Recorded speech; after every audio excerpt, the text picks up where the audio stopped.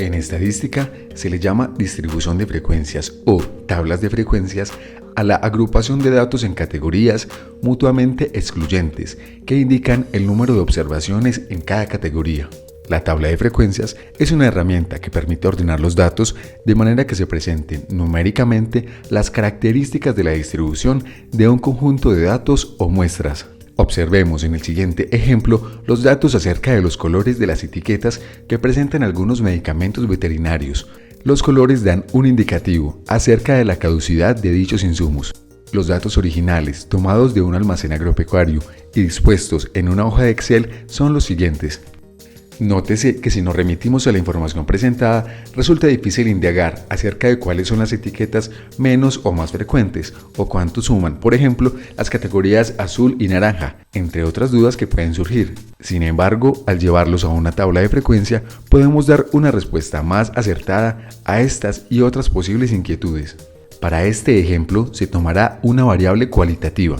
También se recomienda para variables discretas, siempre y cuando presente un bajo número de categorías, máximo 7. Se puede iniciar asignándole un título a la tabla, aunque también se le puede asignar al final. Debe ser un título claro y lo más preciso posible. Por ejemplo, tabla de frecuencias para los colores de las etiquetas según la caducidad de los diferentes agroinsumos.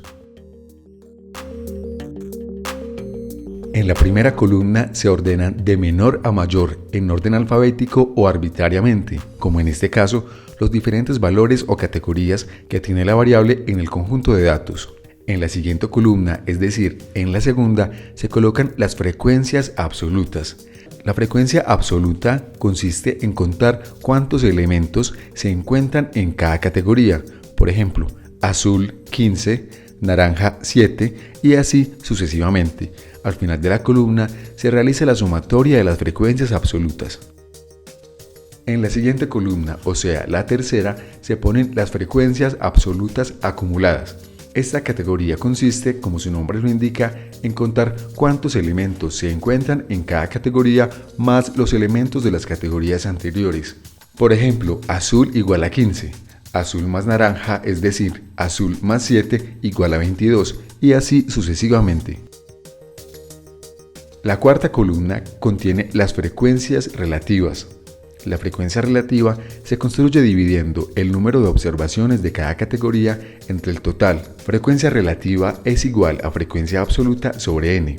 Por ejemplo, azul es igual a 15 dividido 40, igual 0,375. Naranja es igual a 7 dividido 40, igual 0,175, y así sucesivamente, obteniendo en este caso cuánto representa cada categoría como producción del total.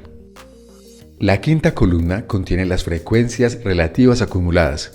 La frecuencia relativa acumulada se construye con base en la anterior columna, sumando la proporción que representa cada categoría más la proporción de las categorías anteriores.